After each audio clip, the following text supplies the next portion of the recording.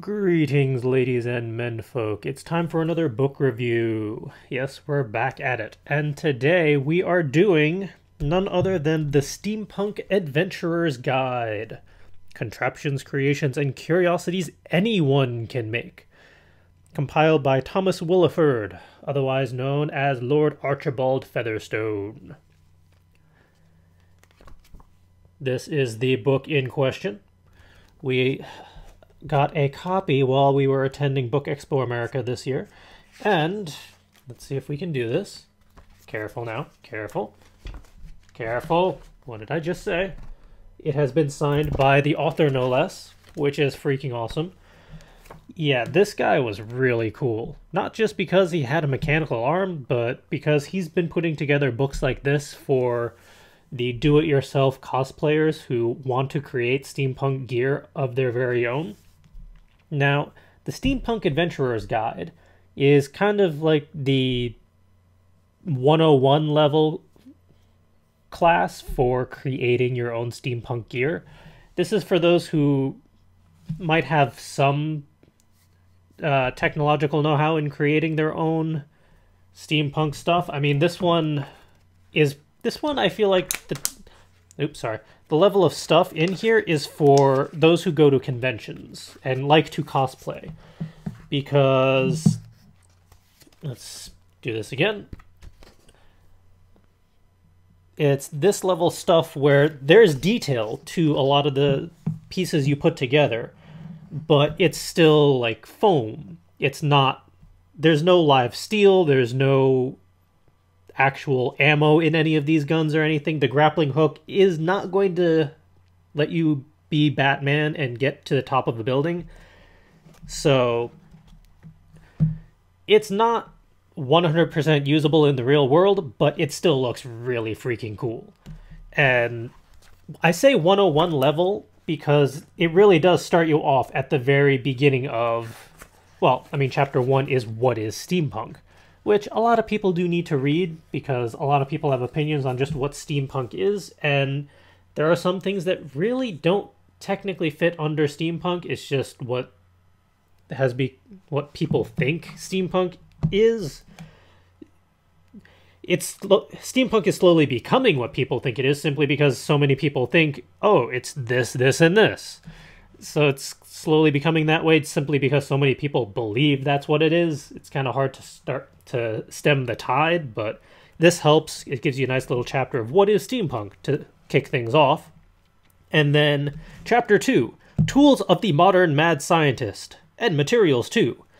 This should be a required chapter for cosplayers who want to do steampunk, because I mean, a lot of the tools, it's pretty standard fare. You got your scissors and your cutters.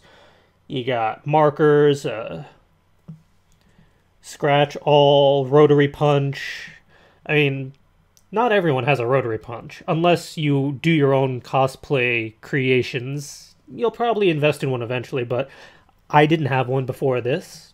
I do now, amongst other things. And it also goes over like the common sense stuff of this is what you should get, this is what you could use, this is what they would be used for. And let's see if I can here. All right, page 12. This alone made it worth getting this book because this talks about fleather. How do you make fleather? Well, it's craft foam and double-sided duct tape. And, you know, scissors, cutting board, stuff like that. But it's basically using craft foam and some duct tape to make leather-like materials for your various crafty pieces. So it goes through like 5 pages of just how you go about creating it and then how you can add on to the fleather. So if you're making an arm guard, you don't have to buy like the 1/4 inch thick leather material to craft it all and put it together, because real leather is expensive. Just putting it out there. If you want to do like 201 level cosplaying gear, you can go for the regular leather, but this guy gives you actual, how can we put this? affordable options to put your gear together and still make it look really cool. So, but yeah, chapters 1 and 2 are all about like what are you going to need and why should you use it. And I mean, chapter 3 is proper safety care and don't stab yourself in the eye with anything, you know, stuff like that. That should be common sense, but isn't always. And the rest of the book is creating various gear. Now, I'm not going to go through all of them, but I am just going to give you the quick rundown of what this book will offer you. If I get to the right contents page, hold on. All right, we have a decoder arm guard. And this book actually provides you with the templates. Hold on. Keep holding. Don't worry. We're getting there. I don't want to... Yeah. Boom. Yeah, the back of the book has all sorts of templates and actual patterns for a lot of this stuff in the book, so you don't have to try and craft it all yourself. Some of the littler pieces are in here, and the templates are in here too. And they're actually to scale, which is fantastic.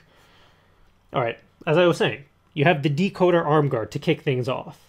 You have a signaling periscope. You have goggles. You can create your own goggles. And they have the template for that in here too, but it also means that you can custom size the goggles to your head, or to your hat, or whatever you happen to put them on.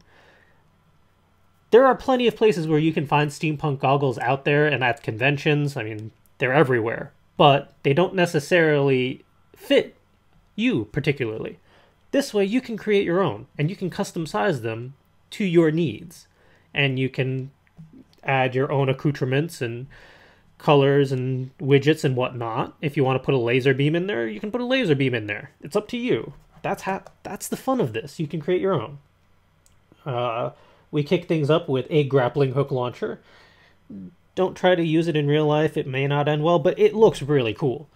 You have an airship harness, glider wings, which were not... we kind of showed it earlier, but the glider wings are with the grappling hook in this image, just to give you an idea of scale.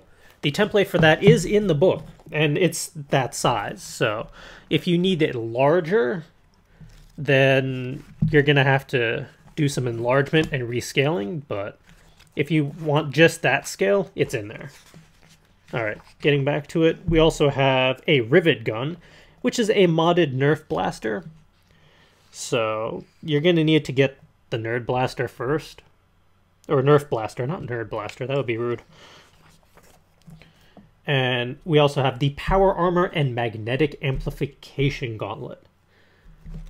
Now, there were not pictures of that. Let's see. But let's get to the end game of that chapter. Just to give you an idea, the Magnetic Amplification Gauntlet looks like that.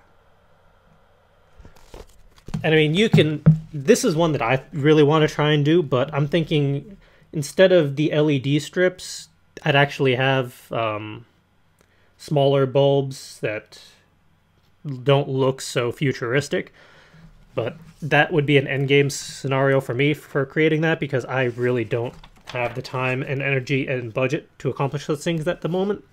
And the power armor is that. Or at least that's what the endgame version of it will look like. And I mean, you can tweak that as you see fit. This is just kind of like the base setup for it. And there was one more after all that even. Let's see. The rocket pack. What does the rocket pack look like? Because that one's probably pretty crazy. Let's not overshoot it here.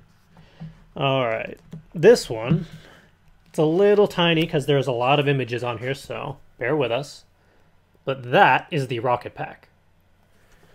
Now, I mean, you don't have to paint it gold. You can probably do whatever color you like, but like I said, this is the 101 level, and this is the entry level to get into the steampunk do-it-yourself cosplaying gear, or just for whatever reasons you want to create your own rocket pack, whatever. whatever your reasoning, this is the fantastic guide to do it. And he makes it very easy to follow the instructions. It's very straightforward, and it's cost effective. That's the fantastic part. I mean, you have a modified Nerf gun. You have soda bottles repurposed for rocket packs. He's using relatively easy to get materials. And he shows you how to make fake leather using crafting foam, which it's like 99 cents for a square yard or something like that. Or I think it's 11 by 17 is the standard size. It's 99 cents for one of those pieces. You can make a lot out of one of those pieces. So, and let's see here. All of the various templates that are referenced in this book are in the back of the book. I'm not going to flip it around too easily, but trust me, they're in there. And something that I didn't notice the first time I went through this, but if you're international or you don't really believe in the US measuring system, one, I don't blame you, but two, he does conversions for you.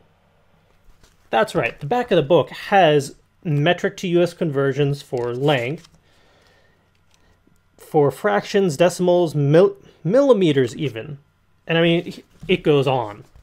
There are entire pages of these calculations, so if it happens to say like 5 inches, well, I don't know what an inch is because I'm not American.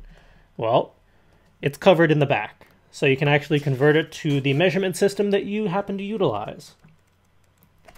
And let's see, because this is we got our copy free, so I don't happen to know the price just by memory, but this apparently runs for $25. But for $25, you get, how many designs did we have here? 12?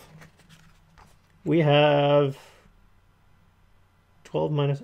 We have 8 solid designs in here for $25. That's basically $3 a design to show you how to do it. I mean, you gotta pay for the actual materials to create them, but $3 for instructions on how to create a rocket pack, I feel like that is a worthy investment. And just so you know, the author is a fantastic person. He was signing the books at Book Expo. He was a lot of fun to just experience because if you see in the photo here, he had the full mechanical arm guard on, and he was in his full regalia. And checking out his website, looking into a little bit more, the pieces that he puts together are actually usable. They actually work. If they have like a little keyboard on it, the keyboard is actually going to respond and do stuff, apparently. I have not seen this in person, but that's freaking awesome. That is like the epitome of steampunk. You actually repurpose materials to make it functional. It's not just all for show. The Steampunk Adventurer's Guide is still pretty much 101 level stuff, so while the decoder arm guard will actually decode stuff because the little pieces can move around, it's not necessarily to his personal level. This is the entry guide. There's more steps beyond that to become even more steampunky and ridiculous and awesome. But if you want to get started, this is a very good guide to do that. And as always, we check out the Amazon page because that tends to be the most convenient and findable. You can get copies for cheaper than $25. You can get it for $18.30 for paperback, and the Kindle version is only $14.75. So apparently the price has gone down since I've grabbed a copy. Oh, yeah, the list price, as we see, $25, but Amazon, Barnes & Noble's, Books A Million, your bookseller of choice, should have a copy easily findable and purchasable. And if you want to go the ebook version, by all means, that's a pretty easy way of going about it. I cannot speak for libraries because I don't know how well distributed this is for them, but most libraries are good about it too. If you ask them, like, hey, I want to check out this book, if you don't have it, there's interlibrary loans going on. So if your branch doesn't have it, another branch in your county probably would, and they can track it down for you. So you can go that route. You have multiple options of tracking it down a copy of your very own. And if you want this particular copy, which has been signed by the author, we are doing a giveaway.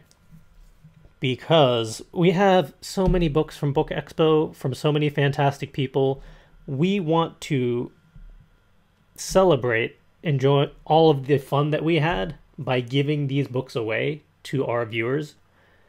Now, to learn how to obtain this copy via our giveaway, you're going to have to check out the show notes, because that's going to have the link and information to how to actually get in on this. If you want to learn how to enter this giveaway contest thing, check the show notes. The details will be there. The winner will be announced this coming Friday, which is June 27th, 2014.